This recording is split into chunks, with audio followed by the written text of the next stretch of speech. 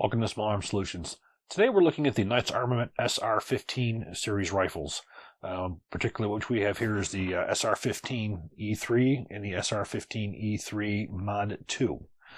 Now I have to say one of our viewers sent me these in. I've been trying to get weapons from Knights Armament for years. And I've had no luck with them sending me anything, maybe 6 months or so ago. I had done a video that showed the comparison between a SR25 and a LMT. I was contacted by Knights to say that, hey, that wasn't really a fair comparison. That was that was our original model. Well, that was the original gun that I had.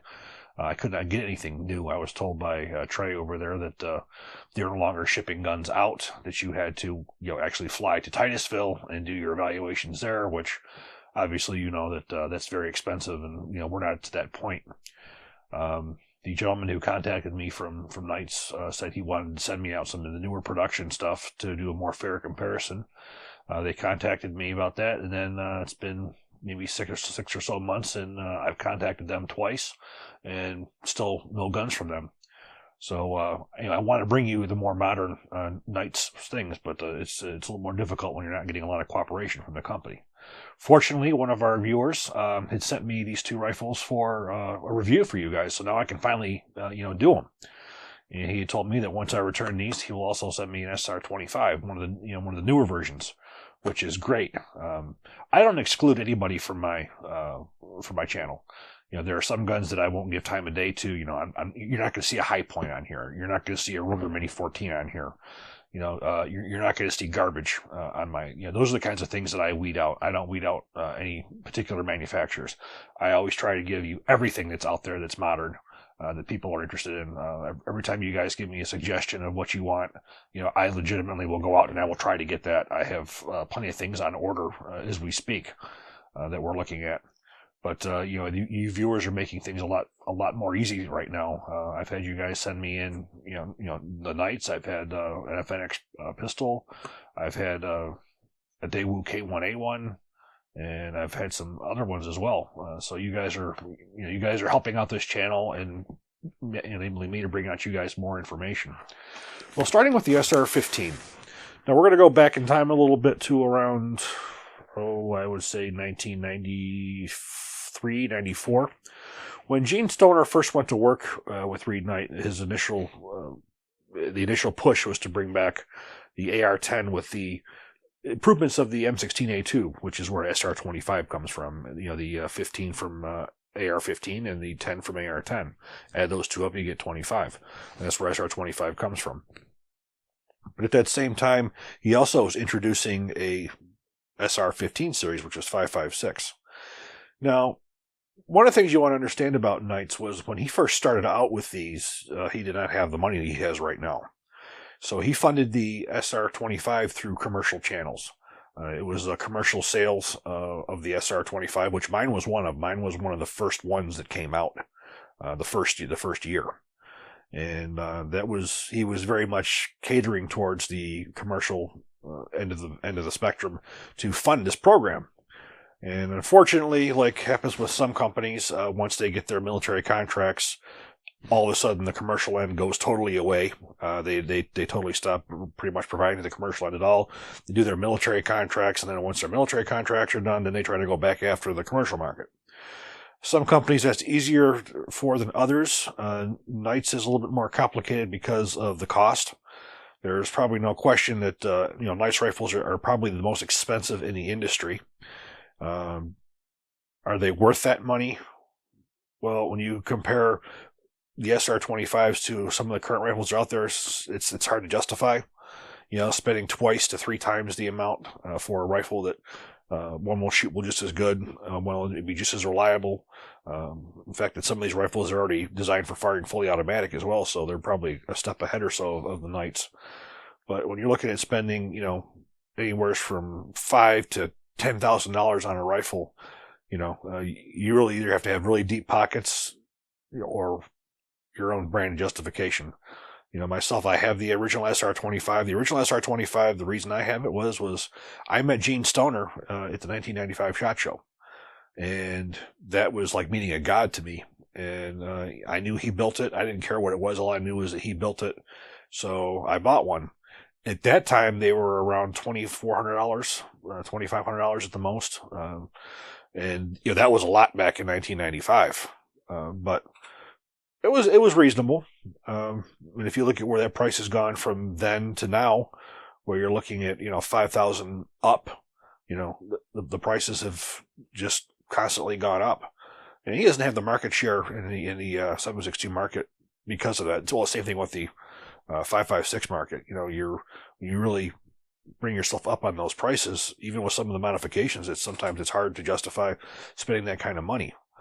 But the SR15s were originally designed the same way the SR25s were. They were primarily designed for precision shooting. They were designed for long-range shooting. They were not designed as, quote, assault rifles or combat rifles as you see today. They were always designed for precision shooting. The barrel blanks were always the Remington 5Rs or the higher-end barrel blanks. The triggers were very nice in that day. If you look at that time, Knights was the only game in the AR-10 business. There was nobody else in the industry. And that gap was closed up pretty quickly when Mark Westrom introduced his AR-10 series. And Mark Westrom at that time also knew that the prices of the SR25s were extremely high.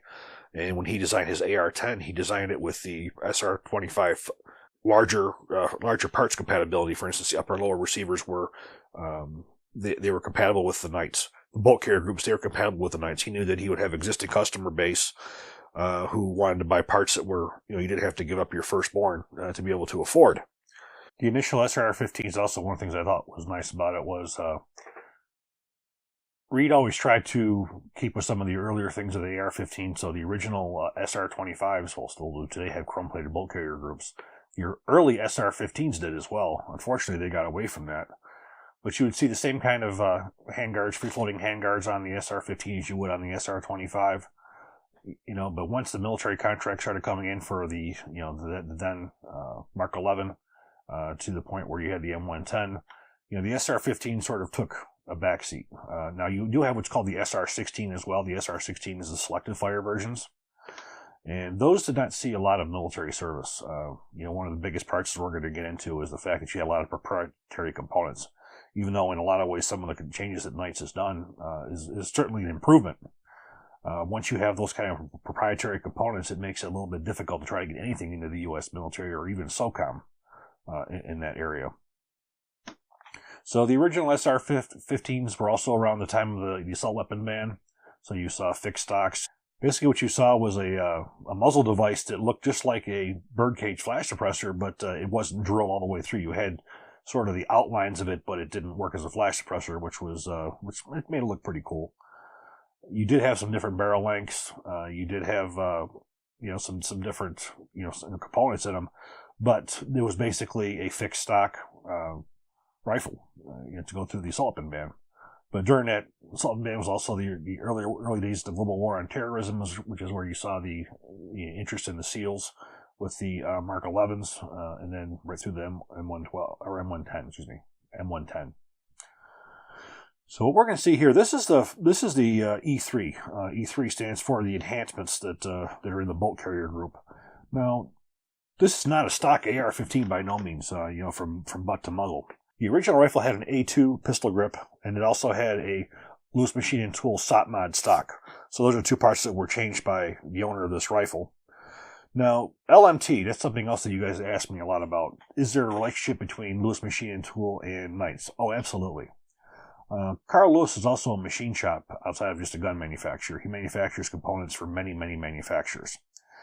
He has manufactured many parts over the years for the SR25 and SR15 series. I've worked with LMT for quite a bit. I recognize their machining. I can see parts on here that were manufactured by Lewis Machine and Tool. So they do have a rather close relationship between the two of them. SOT mod stock, for instance, and you'll see some of the receivers and whatnot. So there is a lot of the components that are made on a lot of Knights rifles are not made in-house. But this rifle was very revolutionary when it came out for as far as some of the ideas. They took the issues that SOCOM was having with for instance, the bolts breaking, extraction issues, and so forth, and they made some really good modifications to that, which we're going to go over. So we're going to go from from butt to muzzle, and we're going to show you what makes this rifle an SR15 rather than your standard run-of-the-mill AR-15. As we spoke about with the stock assembly, this originally was a SOP mod stock from LMT. This guy particularly liked the mag pulse, which is why you see that. Now, the lower receiver is the first part we're going to take a really close look at. Now, first off, what you'll notice is you have the QD points that are part of the receiver. This is on the right and the left-hand side, so you can put your QD points right into your lower receiver, which is really good. Now, you do have a ambidextrous safety on both sides. That's been pretty much standard for quite some time. You do have also a nice designed trigger guard, which is it's larger, so you can fit a gloved hand into it. What really sets them apart was Knights was one of the first people to do anything with the first companies, anyways, to do anything with ambidextrous.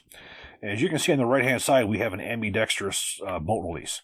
Now, this is an ambidextrous bolt release, not a catch, because you cannot engage the bolt to the lock position from this side. You physically have to use the bolt catch on the left-hand side to do that. So as we'll see, to lock open, I got to push in the lower portion, pull back. Now we have the bolts locked to the rear. Now I can release from either that side or that side. I can go either way with it. So this is a bolt release, not a bolt catch on the right-hand side. Looking on the left-hand side, you will see we have an ambidextrous magazine release. So we have a bolt release, magazine release, and safety. This rifle is fully ambidextrous, with the exception of having a bolt catch that you can engage from the right-hand side. Sort of the difference between this, for instance, the LMT Mars. The Mars bolt release is actuated from either the right or left-hand side for a catch and a release. So they were really instrumental in the initial development. This is also something you'll see on the LMT rifles also. This is something that they've licensed from them to be able to use the Ambi magazine release on the Mars as well as the LMT 308 series rifles. But again, for as far as the bolt release, that was redesigned by LMT on their rifles. So look at the upper receiver. You have a standard upper receiver. By the way, this is all Cerakote. This came in black as well as tan. So you have the standard upper receiver. Now, this is the early Knights backup sight. One of the earlier ones that would be, for instance, 1995 and that era, where you had the larger post. This is fully adjustable for windage and elevation. You have a larger size windage drum on the right-hand side. Now, the URX is their proprietary rail system. Now, Knights has been known for their M5, M4 RAS systems, or rail adapter systems, that are used by the U.S. military, which clamp on. They fit in like a regular handguard. They fit into the slip ring in the rear and handguard cap in the front. This particular design was one that's been entered into SOCOM for trials. It's an excellent rail system. However, it's not easy to install. You do have to have a special tool to be able to do it. But this is a full free-floated rail. You do have 4 QD points, 2 in the rear and 2 in the front for you to mount QD detachable sling mounts. You also have a integrated front sight. As you see here, you have a button that you push in, and that goes right up. And as you can see, you have elevation on that. But then when that folds down, you have a rail segment. Very large holes. The holes are a little larger than I would like to see due to the fact that you could stick your finger in there. I mean, again, you always have to worry about the lowest common denominator. You can fit your finger in those. A lot of the manufacturers like to keep those small enough so you can't stick your fingers in them, just to prevent the lowest common denominator from getting their hands burned. But this is a part that's also available for you to install as an upgrade onto your rifle. You'll see these on the 308 rifles as well as the 5.56 rifles. They come in different lengths as well. So the upper receiver. We're going to talk about the barrel next. The barrel on this one is a 16-inch, and it is a cold hammer forged chrome line barrel, which I do believe is an enhancement over the standard button cut barrels. And as I said in the past, I do believe that the button cut barrels are slightly more accurate, just due to the the cutting edge on the lands and grooves that you can't duplicate with a hammer forge. But I believe that the hammer forged barrels will last longer. So that's been standard on all of the SR15 carbines since they went into production. They've all been hammer forged barrels. Looking attached to the barrel is a gas block with a mid-length gas system. And those of you guys who watched my videos in the past know that I'm a big fan of mid-length gas systems. I think it's an excellent reliability enhancement. The front sight base, I was sort of surprised to see on this one was it was not drilled and pinned. The original SR25s, my SR25, was drilled and pinned. That was a major issue for the military because those would tend to walk forward. And I would have expected to see this to be drilled and pinned in place, but these have the set screws on the bottom. Now I've not taken this apart, so I don't know whether or not they've drilled any small detents in here, so it will not move forward or not. But I was sort of surprised to see that. But the mid-length gas system increases your dwell time, increases your reliability. I think it's a major reliability enhancement. And I've also said in the past, too, that to me the ideal barrel length for an M16 or M4 is 16 inches. You have a full 16 inches to give you accuracy. Assist with your reliability as well. And I don't think you're going to see much of a terminal performance difference between 16 and 20 inches on these. Now, the next thing we're going to take a look at is probably the most significant enhancement to this rifle series, and that's where you get the E3 from, is the enhanced bolt carrier group.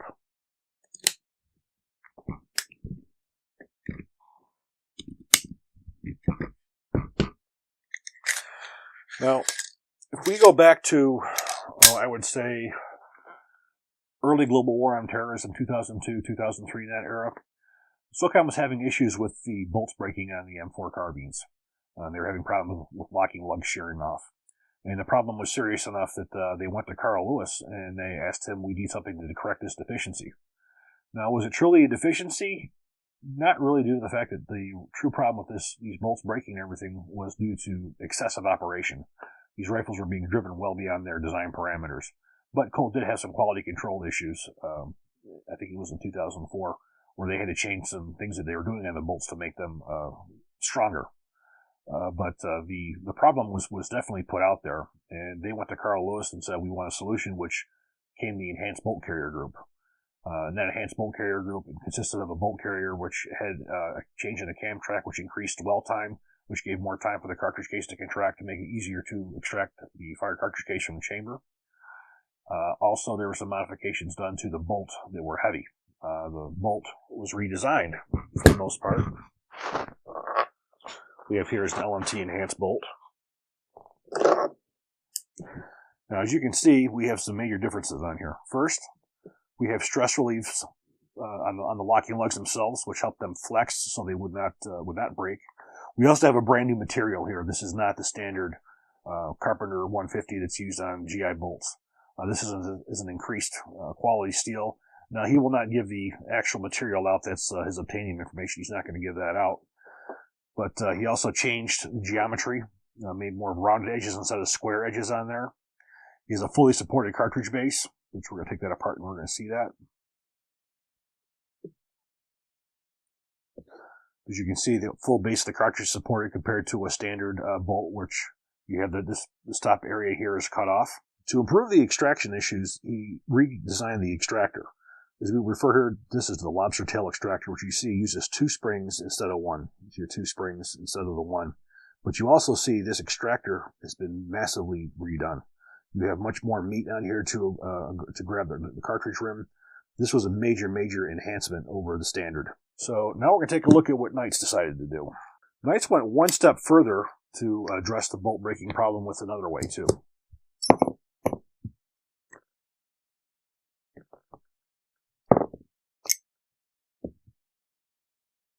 To deal with the bolts breaking, Knights redesigned the cam track area. If you notice the cam pin slot size between this and this, due to the fact that most bolts would break in this area right in here, Knights decided to increase the meat on this side, decrease the diameter of the cam pin, so you could have more meat that would strengthen that up, which there's absolutely no question that it does. That's definitely a reliability enhancement. Also, when you look at the locking lugs, he decided against stress relieving them, and he changed the geometry. He made all rounded edges, which I'm not going to say is better. I'm going to say is a massive improvement over the standard bolt, but over the original Knights bolt, I don't know if it does that much more. The other change that was done was the extractor itself.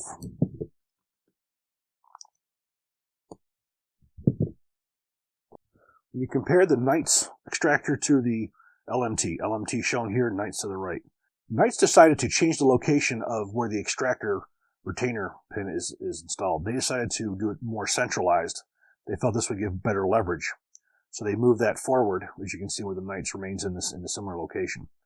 You can also see that the extractor claw itself on the Knights is not nearly as aggressive as the LMT. Now to do this required some other modifications to the extractor. You'll see that there's a pin right in through here that goes through, and it has to catch on the retainer pin to hold it in place. You don't have to do that on the standard ones. So all in all, we have some reliability enhancements, but we also have what's referred to as complete and utter proprietarism. The fact that not one part on this bolt carrier is compatible, not even the firing pin, with the standard M16 M4 series.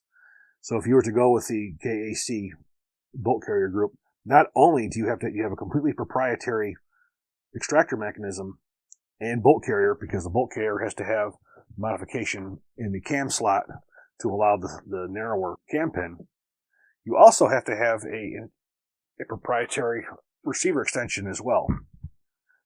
You can see in there as well, that has the same round edges that you have on the bolt of the Knights Armament bolt, which is not compatible with that of the standard M16 M4 bolt. So you have an entire barrel extension bolt carrier group that is all proprietary on the Knight system. Now you can't help but notice the similarities between those two bolts. Well, LMT, as far as I know, had to license the bolt to Knight so they could utilize the Lobster-Tail Extractor. Now this has also been done by LWRCI. LWRCI also utilizes the LMT designed Lobster-Tail Extractor. They make some other modifications to their bolts. LWRCI puts a crud groove around the circumference of the breech face. It gives you a little bit of a crud groove. They change the angle on the way the extractor springs sit. They put more of an angle, more than straight up. But suffice to say that the LMT enhanced bolt has got people who have licensed some of the incredible characteristics of it, including Knight's Armament. Taking one more look at some of the things on the upper receiver itself, we also have a lower handguard, which is removable, so you can install an M203 grenade launcher if you would choose. Again, that's designed for military use. This has the Knight's Armament QD flash suppressor on here for using the Knight's sound suppressor. Now, of course, if you have a silencer go or anything else, you can remove this and put on whatever muzzle device that you would want. We do have a tango down grip on here as well. Looking at the lower receiver again, what you do have in here is a two-stage trigger, a match grade trigger, which is an excellent trigger. They also make this for the SR16 in selective fire, two-stage trigger. The buffer in here, I'm not sure what it is. I would imagine for this, it could be a standard H buffer. You wouldn't need anything above an H buffer for a barrel this diameter. But as you see, there's many things that make this rifle unique out there. Now, the proprietary that's really an issue. Depending if you're a civilian, the proprietary doesn't make a difference.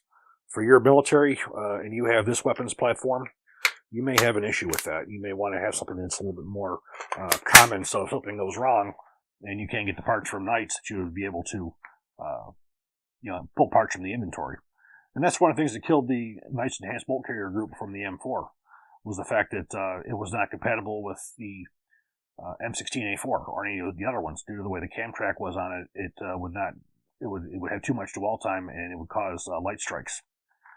The government was not willing to go down that road for having proprietary components in the same weapons platform. Commercially, since Knights has lost a lot of their government contracts, for instance with the M110, and they lost the proprietary sales of their M4 and RAS systems and whatnot, they're starting to give a little bit more attention to the commercial market. Obviously, that's what they're going to need now to keep them going. So they've continued to enhance their rifles to be more of the 3-gun matches and more of the competition grade, as you see here. What we have here is the SR15 Mod 2, and we have some modifications that have been made to this one as well. Get some room here. Now, this as well, on the Mod 2, came with the LMT SOP mod stock and A2 pistol grip, something that was changed. We do have a Trichicon MRO on a Geisley mount. Geisley's mounts are just absolutely incredible. I've been utilizing these the MRO for quite some time on many different firearms, and it is an absolutely awesome optic. But getting back to the rifle, some of the changes you can see right from the get-go here. This is an SBR. This is a 14.5-inch barrel. They do make them obviously in 16, and I believe they make them in 18 as well. You do have another newly designed Knights Armament rail. This is again one of these longer rail systems with the M-lock on it, because the key trends now are going more towards M-lock. Now, you also have 2 QD points on the rear, and this one has a hand stop as well. Looking at the sights on here, these are the more modernized backup sights. They are more of the low profile. This is also adjustable for elevation only. And you can see we have the much lower profile on the rear sight. This also is adjustable for elevation and windage, but it is much lower profile. Also, the charging handle, you can see we have a newly designed, what I call it a tactical latch, which is easier to grab than the standard mil-spec type. The safety has been modified. It gives you a little bit, I think it's definitely an improvement over the original. By when you put this down, when you're right-handed, your hand goes over it, doesn't stick out. So that's why you have that over on the side. And looking on the left side, you'll see we have a standard style safety. You have, the original SR15 MB bolt catch magazine release. Again, the magazine release. You have the same type trigger guard. Now, one of the really different things about this, we're going to be showing you in photographs, because this is not easy to take off, is a change in the gas system. Now, this is a Midland gas system that's spoken about before, but they have modified the gas block. This does not use a conventional GI gas tube. This utilizes a gas tube that comes to a bell shape. That bell shape fits over the spigot, and then you have a screw that you tighten down from the front of the gas tube. What that does is it gives you a much tighter seal that goes all the way around for less gas leakage. Now, is this an enhancement over the original? Certainly. Is it necessary? No. Because the true place you get most of your gas leakage is going to come from the back of is going to be from the carrier key. The carrier key screw is either coming loose or breaking. That's where most of your gas loss will come from. But this is certainly something that is new. It is unique. It's proprietary. Your front sight base is not held on by taper pins or set screws. The way this locks in place is it's torqued from a nut in front of the gas block. So that is a new system. Another really interesting product that comes on this rifle, I believe it's a standard, is the MAMS Muzzle Brake Kit. As you can see, it's relatively unique, and cost is, wow, it's $302.35 each there. It's typical price you're going to pay for something with Knight's name on it. MAMS stands for Multi-Axis Muzzle Stability. Basically what it's been designed for is to reduce felt recoil and help to mitigate the rifle's flash signature. Because traditionally muzzle brakes are they do great for recoil, and they do great for some of the muzzle drift, but it makes the gun a flamethrower. Now, depending on the gun's barrel length, it can reduce felt recoil up to 67% according to Knights. Now, I definitely noticed a decrease in felt recoil. I would like to see a little bit better at night, but I didn't have a chance to shoot this thing at night. Now, you can also get this, so you'll take the 5.56 ounce suppressor line. Comes with a 7-piece shim kit as well for installing on rifles. This is one of those components that you can buy as a update to any of your rifles as well. But this can be put on any type of a rifle. This one here specifically for an M16 M4, where you don't have to have the set screw to lock it in place. Now, one of the things I did notice on this rifle that was different from the original E3 was your QD points are no longer on the back of the receiver. They are now on the receiver extension end plate, which is sort of different. And Knights also occasionally decides they want to bring back some of the older technology or older parts for sort of a, if you want to call it a retro look. As you can see, the receiver extension nut utilizes a spanner wrench instead of the same barrel nut as the M4. The lower receiver forging that's used on this one is different from the original one. You can tell by a lot of different ways. But this one here, the retail on this one's around $2,530 and up. They're definitely more expensive than your average AR-15, even from the higher tiers. Now, looking at the two of these, you can see how this one is definitely modernized. It has the M-lock on it and whatnot. So now I'm going to say, which one do I prefer? I would actually prefer this model here.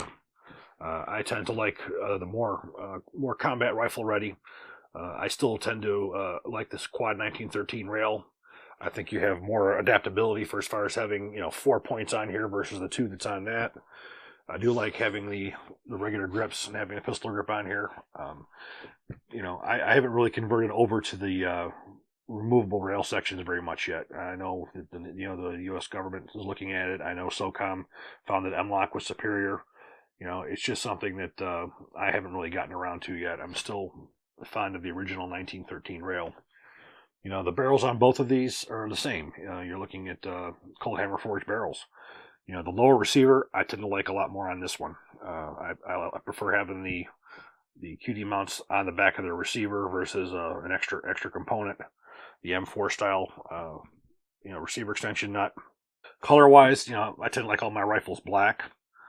But as you can see, you do pay a lot of money. You do get a lot of changes.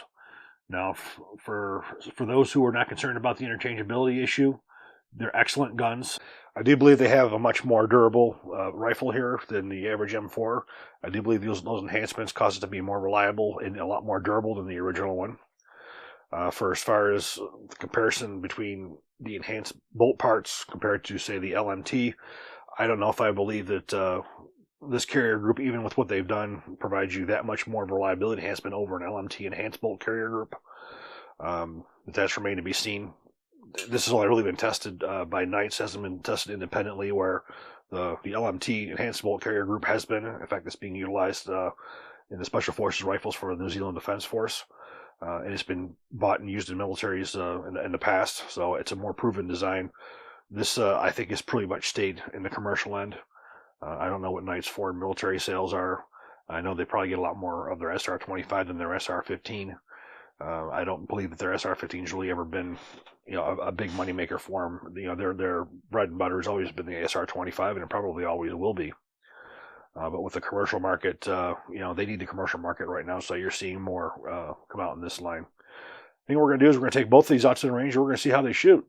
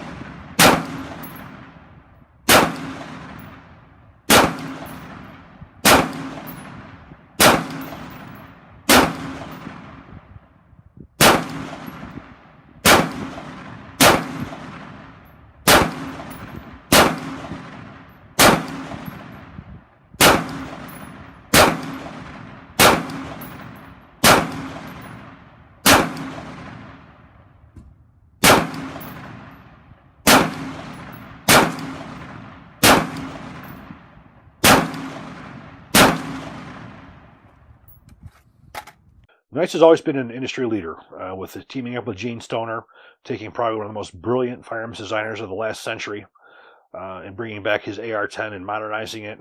It's just really always been, to me, unfortunate that Gene Stoner has never lived to see just how far his designs have gone. I don't know if Gene Stoner could ever have imagined that his rifle design would have been 50% of the production in the United States on his AR systems, whether they be AR-15, AR-10. For him to be able to see the success of his SR25 when Ordnance Corps completely shit on it back in the late 50s to early 60s. They didn't know that they had tomorrow's rifle today, literally. And it was tomorrow's rifle today. They ignored it, and it would come back in the 90s to be the rifle that they wanted. Cost-wise, as I said, you're going to pay for these. They are expensive. I'm sure they have to recoup their R&D someplace. They certainly they will hold their value. You do see them coming out with some parts now for receivers and whatnot, and upper receivers that you can buy separately, so you can just add them to your existing lower. So you're seeing a lot more commercialization coming from them. If you have any questions, please leave me a comment. I'll see if I can answer them. And I hope you enjoyed this video. If you did, please click like, please subscribe, and even better, share. Thank you.